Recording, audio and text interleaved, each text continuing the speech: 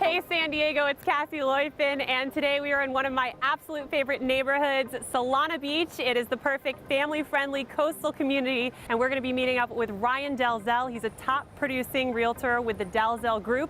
He's going to show us one of the most unique restaurants in this area and some of the fun things going on in town. Let's roll.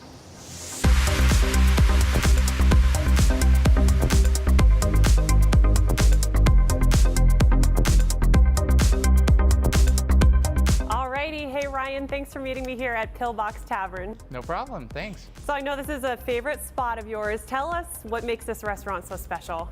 You know, Pillbox is the coolest little hole-in-the-wall restaurant in Solana Beach, and there's just a great history to it. When I was here in the 80s, Pillbox was the name of the beach right down the block, and it's now Fletcher Cove, but they kept that name, Pillbox. And it's just an awesome spot. They have amazing food.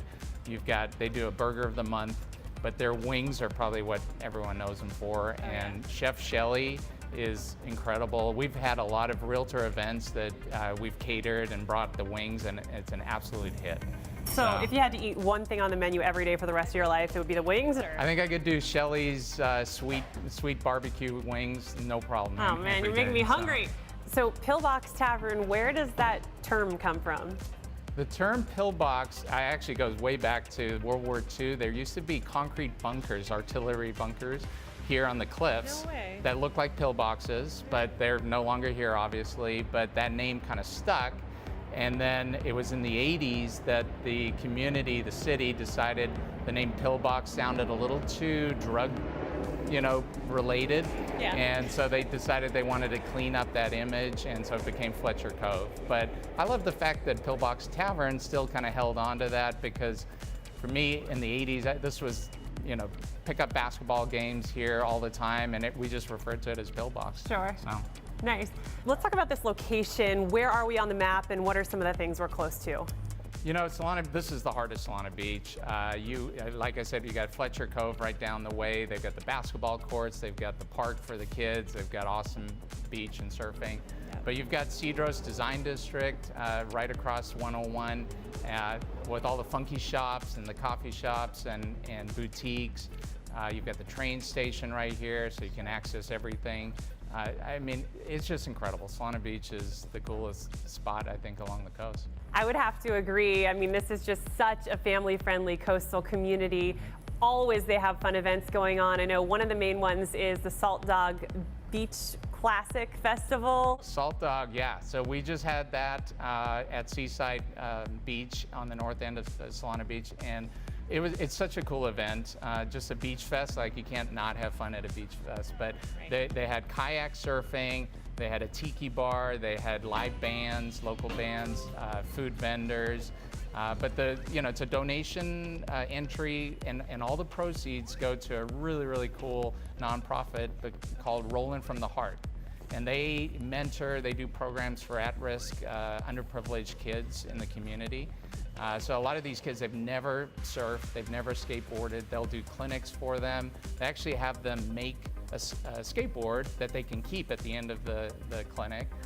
They take them on hikes, so just a really great organization. Yeah, nice. I mean, I'd never even heard of kayak surfing until this event, and that must be fun for the kiddos. But since you mentioned hiking, what are some of the best areas for hiking around here? So Solana Beach probably has the best hike, I think, in San Diego County, and not everybody knows about it, but right along Santa Leo Lagoon is a hike called Annie's Canyon Trail. And I know it. Love you it. know it? Yeah. All right, good. Well, my kids, I can't get my kids out of the house to hike at all. This is the one hike that they'll do.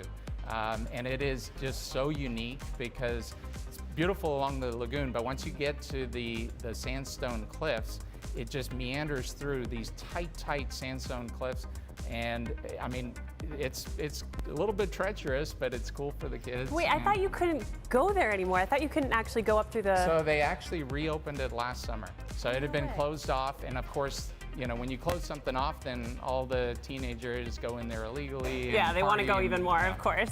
But now they've opened it up. There was a longtime Solana Beach resident that kind of sponsored that and helped provide some funding to get it open to the public. Awesome, nice. Well, I want to shift gears a little bit and talk about the market. And what are some of the trends that you're seeing in these coastal communities like Solana Beach? You know, there definitely is a trend to people moving more towards the coast. I had a client of mine who was in a 7,000 square foot house on multiple acres that now lives right on Rios, and he downsized in half. And his real motivation was walkability. He wanted to be able to get to the beach. He wanted to, if he wanted to go out to dinner, he wants to walk there. So that's what we're seeing more and more, is that walkability.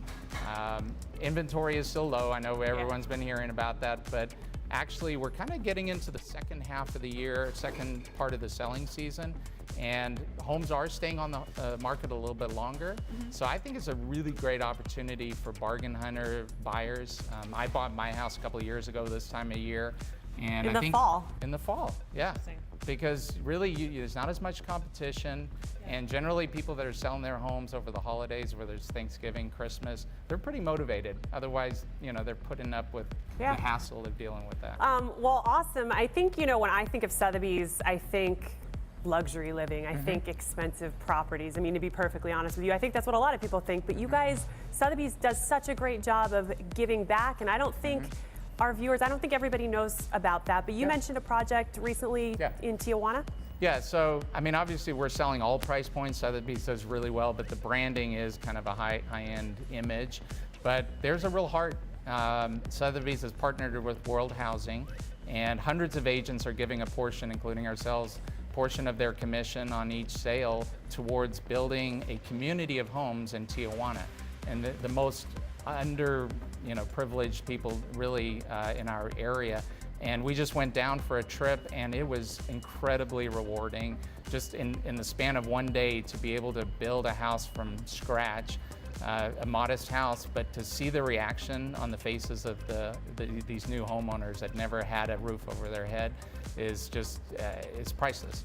So Sotheby's is going to continue doing that and partnering with this great company that is making it happen. Amazing, and even more amazing that you guys as agents contribute a part of what you earn to something so great. It's, you know, like I said, it's very rewarding, so it doesn't feel like a sacrifice at all. Yeah, well, great to be able to, you know, be so good at building that you can build for others who are in need. Brian, it's been awesome talking to you. Thank you so much for spotlighting this cool restaurant and talking about Solana Beach for us today. Hope to see you soon. Sounds good. Thanks.